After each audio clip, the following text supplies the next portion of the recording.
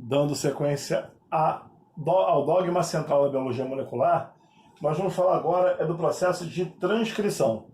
Bem, na verdade, aqui começa mesmo o dogma central. Que o dogma central é pegar a informação genética contida no nosso DNA, formar moléculas de RNA mensageiro, para a partir daí o RNA mensageiro conseguir servir de molde para a formação das proteínas que executam função nas nossas células, certo? Então, quando a gente for agora iniciar de verdade o processo, tudo começa com a transcrição. A transcrição é um processo onde, a partir da informação genética contida no DNA, é produzida a nossa molécula de RNA.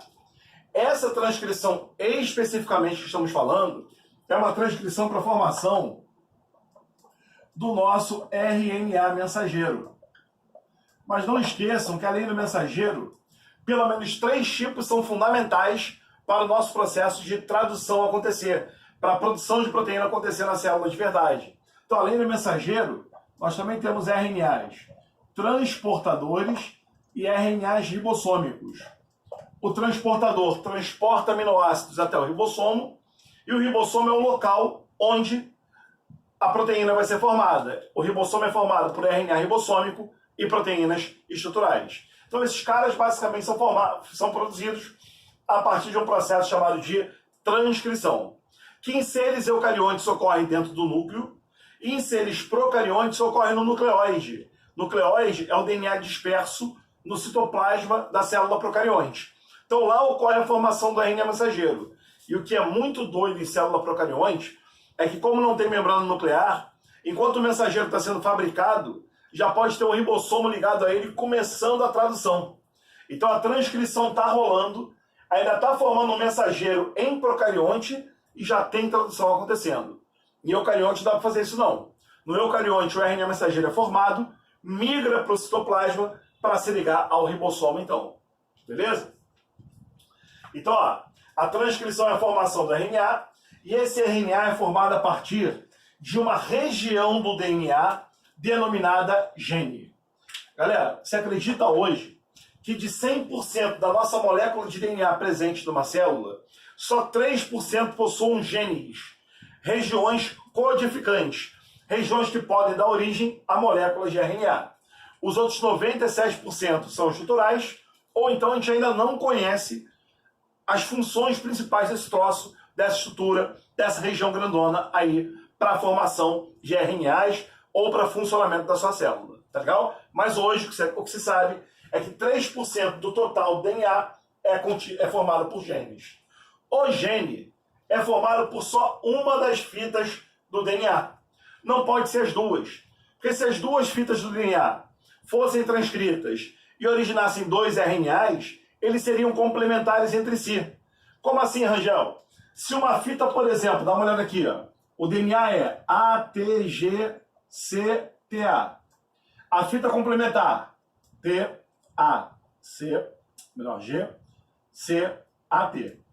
Então, aí as duas fitas formando o mesmo fragmento de uma região que eu chamaria de gene, né? O que vai acontecer? Se eu replicar essa fita de DNA aqui, se eu transcrever, essa fita de DNA, lembre-se que, quando vamos fazer o processo de transcrição, no DNA, se nós temos uma adenina, no RNA será colocado uma uracila. Se eu tenho no DNA uma timina, no RNA eu coloco uma adenina. Se eu tenho citosina no DNA, no RNA, guanina. E se eu tenho uma guanina no RNA, eu tenho uma citosina no RNA. Então, o RNA é formado por uma complementariedade a partir da molécula de DNA. Aqui, ó, adenina, uracila, timina, adenina, citosina, guanina, guanina, citosina, timina, adenina, adenina, uracila. Formei o RNA a partir da fita de cima do DNA. Tudo bem? Agora, se eu formasse o RNA a partir da fita de baixo, daria algum problema? Vamos ver. Timina, adenina, adenina, uracila, guanina, citosina, citosina, guanina, adenina, uracila, timina, adenina.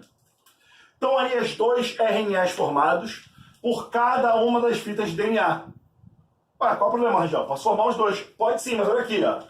Uracila e adenina são nucleotídeos complementares.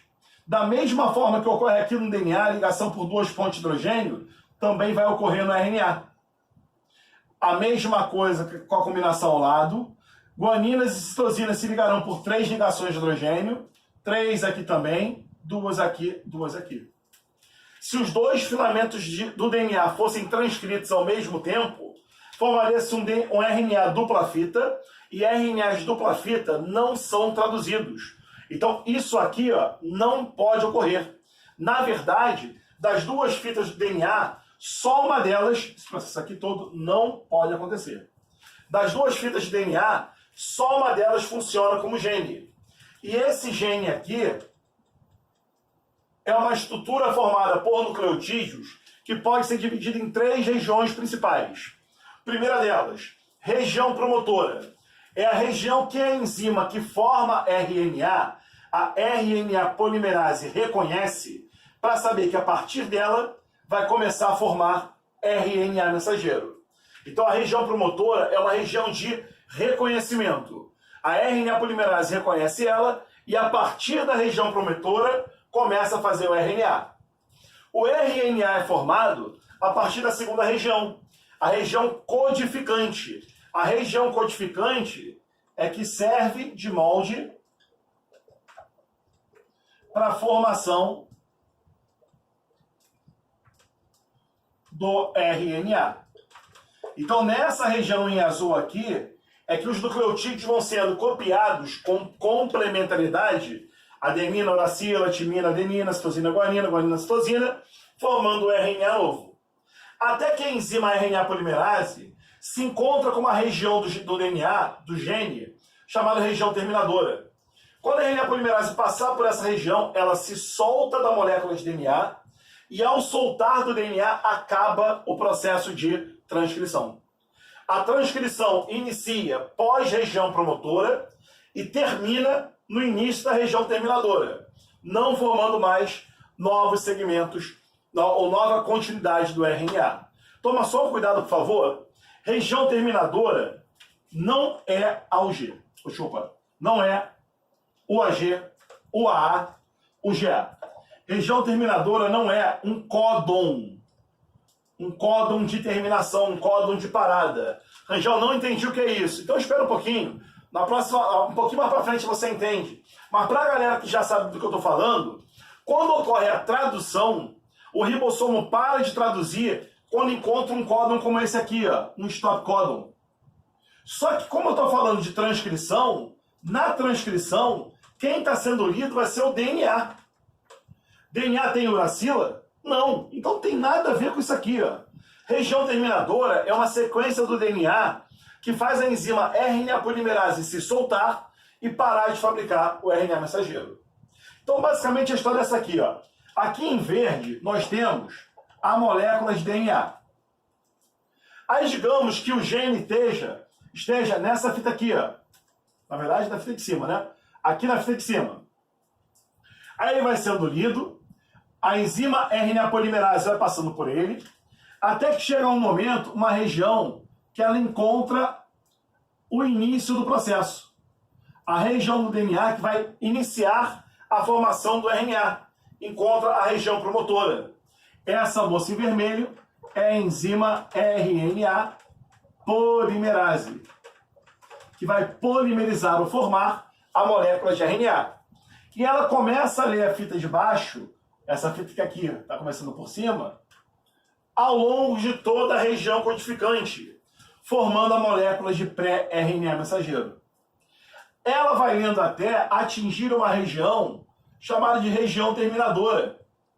E quando ela chega à região terminadora, ela se solta do DNA e para de fabricar a molécula de RNA mensageiro.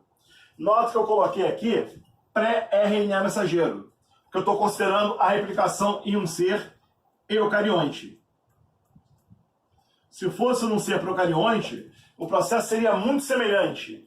A grande diferença é que essa molécula formada já estaria pronta para ser traduzida. Tanto é que em procarionte, como eu falei ainda há pouco, já podia ter um ribossominho aqui lendo e traduzindo a molécula. Lendo e traduzindo a molécula, desculpa a gaguejada aí. Tá legal? Então a transcrição é a formação do pré-RNA mensageiro em eucariontes a partir da leitura de um gene. Em seres procariontes, é o RNA mensageiro que é formado aí ao longo desse processo. Beleza? Com isso, a transcrição nuclear, essa transcrição é feita no núcleo, em seres eucariontes, e é feita no próprio citosol, no próprio nucleoide dos seres procariontes, ocorre e acaba para a gente. Beleza? Quem for printar, o momento é esse. Valeu, galera. Saúde, hein?